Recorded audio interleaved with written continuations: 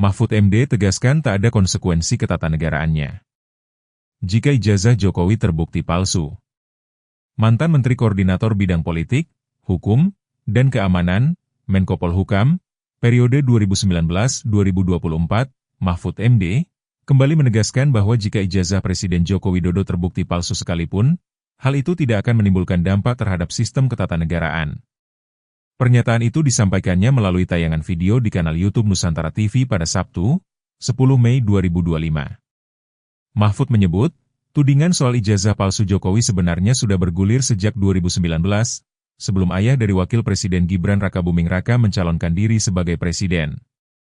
Saat itu, seorang bernama Umar Khalid Harahap menuduh ijazah SMA milik Jokowi palsu.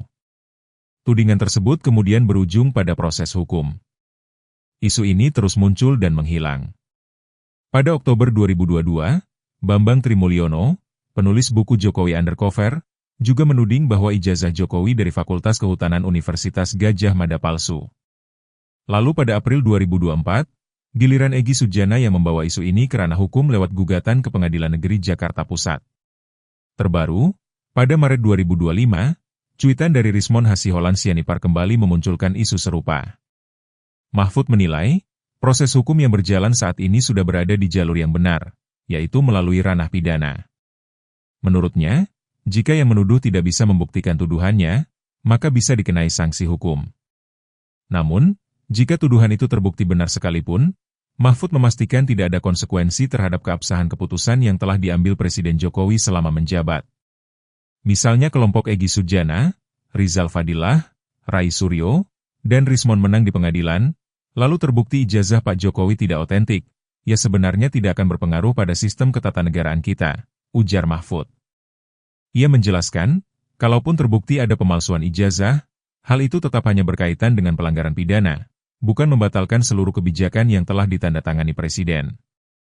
Seluruh keputusan yang dibuat Pak Jokowi tetap sah, kecuali jika dalam prosesnya ada unsur pidana lain seperti korupsi atau penipuan. Tapi kalau hanya soal ijazah, tidak berdampak apa-apa terhadap keabsahan keputusan-keputusan tersebut, jelasnya. Lebih lanjut, Mahfud juga menepis anggapan bahwa jika ijazah Jokowi palsu, maka semua kebijakan dan kontrak negara bisa dibatalkan. Ia mencontohkan, kerja sama Indonesia dengan negara lain seperti proyek kereta cepat tetap sah karena tidak ada unsur pemalsuan dalam penandatanganannya.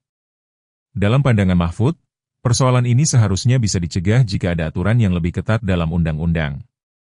Ia mengatakan, jika sejak awal regulasi mengatur dengan jelas syarat administratif calon presiden, maka isu ini tak perlu muncul berulang kali. Sebagai mantan Ketua Mahkamah Konstitusi periode 2008-2013, Mahfud menegaskan bahwa dirinya tidak terlalu mempermasalahkan apakah ijazah Jokowi asli atau tidak, karena menurutnya, hal itu tidak akan mengganggu jalannya pemerintahan dan tidak mengubah legalitas keputusan negara. Saya tidak peduli apakah ijazah Pak Jokowi asli atau tidak, karena itu tidak akan berpengaruh terhadap jalannya pemerintahan maupun konstitusi kita, pungkas Mahfud.